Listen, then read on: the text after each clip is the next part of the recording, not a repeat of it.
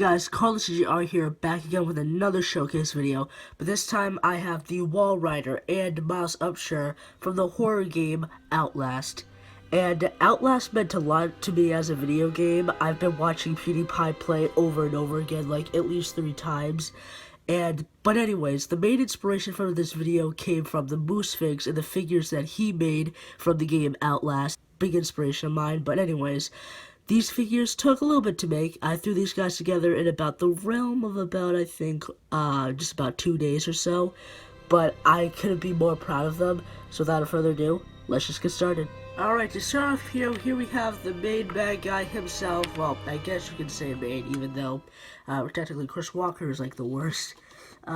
Here we have the Wall Rider here, and the Wall Rider is honestly, his design in the game is so cool, but the thing about it, he's transparent and you can't make out too much of that, but luckily enough, I was able to gather some reference and see what the character model looks like without all the, like, opaque, without the transparencies, and I was able to get a close look at what he's really made of, and I was able to make what you see here. So to start off with the face, you may be able to see there's a few like gray lines. Those are supposed to represent all like the wrinkles and like indentations where like his mouth should be. Oh, and also these like slits up here. Those aren't his eyes. Those are like the indentations of his nose to mark where his eyes should be, because his eyes aren't there. Oh, having a hard time bending this guy.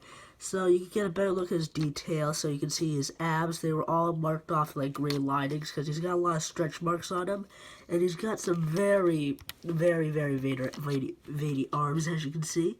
So I'll just let you see that. It sort of looks like tree roots, and I really like how the vein effect came out on both arms. So I thought that came out pretty nice. And you also may be able to notice that the back is quite blank, because there's honestly nothing on the back that I could really make out or see or know about, and plus it wasn't really necessary because it's just he's just a regular, well, semi-naked dude, so there's not really much. It's just a body. Oh, there's not really much on the side of the legs either. And like the main work on the legs was probably the front with like the toe outlines, the kneecaps, and the muscles on the top of the calves, I believe, if that's the right way to say it. So yeah, you can see little gray linings. But other than that, that's pretty much everything to do with his his legs. Anyways, so did I trail off on the head? Okay, so there's other markers in his head where you can see his like skull is like sunken in. There's some more lines from his stretch marks, and yeah. So we're gonna give this guy one last 360, and now we are finally going to move on to the main man himself, Miles Upshur. So here we have Miles Upshur himself made into Lego form, and the idea to make Miles Upshur came after like TheMooseFigs made all of his figures, but when I saw him make his purest figure version of Miles, I just knew I had to do it. That sort of sounded like that was supposed to offend him, but that's not what I meant. But anyways, you can see how he came out. He came out pretty nice and accurate, and you may be able to notice that some things that I did to him that you usually wouldn't be able to do with multiple, like a lot of minifigures. So to go over one, what I was able to do on both sides of each arm, I was able to gloss the sides so the sides could have the same color as all around the entire torso piece, and no paint will rub off, and it'll still look clean, and the movement will be just fine. And if you want to know how I did that, all I used is like nail polish gloss. That's literally all it takes. And his hands, what I did for the hands, I chopped up his fingers, because spoiler alert, his fingers do get chopped off in the game by a crazy man.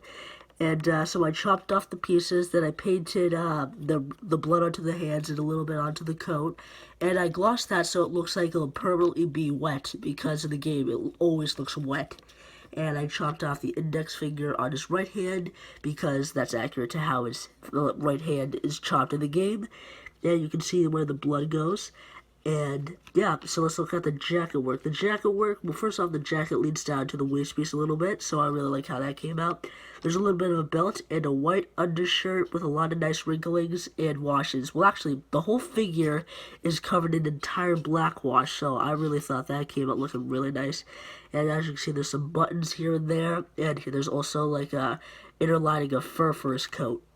And his face is more of like like an angry face, like he's like mad. He wants, he's like fighting to get out, like that final part of the game. He's just fighting to get out.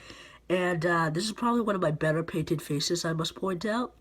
And I just gave him this black hairpiece because looking at all the fan arts that people draw of him, he has like this special done up black hair. So I thought I'd do something casual like this. Oh, and of course, the final piece itself, we have the camcorder. And the camcorder here was put together with a few dried pieces of green stuff and a few Lego bricks. So the core of the entire like handle and whatnot, this the middle like camera section was cut from a Technic pin, and the part that it grabs onto was just a bar piece.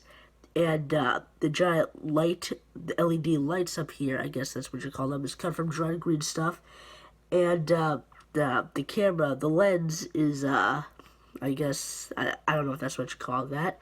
The lens was cut from a Lego 1x1 tile piece, and in there you can even see like the night vision stuff. You can see like the red recording button. It's really hard to make out, but you can see it in there, hopefully. So anyways, that's it. That's how he looks with the camera. Before we end off this segment, you can see what he looks like with the camera on the face. And now that we got a closer look, the camera, it's got a lot of nice outlines I'm very proud of. It looks like the real thing from the game, as it should be. So that is it for Miles Upshur and this entire showcase video. I really hope you enjoyed this video, and I really hope you were glad to stick along till the end. I'm really happy that you decided to stick along to the end. So without further ado, let's end this thing up. So that's it, guys, for my Outlast showcase video. These figures did not take long at all to make, and I'm really glad that I could get them out as quick as I can to show my love for this game as quick as I could. And I also realized that I hit 1,000 subscribers. Well, not yet, anyways. Who knows? Maybe this video will be up within the time I have 1,000 subscribers. So, anyways, thank you. I have no idea of what I'm gonna do for a special, and I probably won't have any time for a special. So I'll try to throw something together relatively quick. So anyways, thank you for your continued support for about a year and some change, and also thank you TheMooseFigs for inspiring me to make this video. So yeah, please follow me on Instagram, the link will be below, where you can see progress on figures that won't be shown on here for months and months and months. And with that, I'll see you guys in the next one. Goodbye.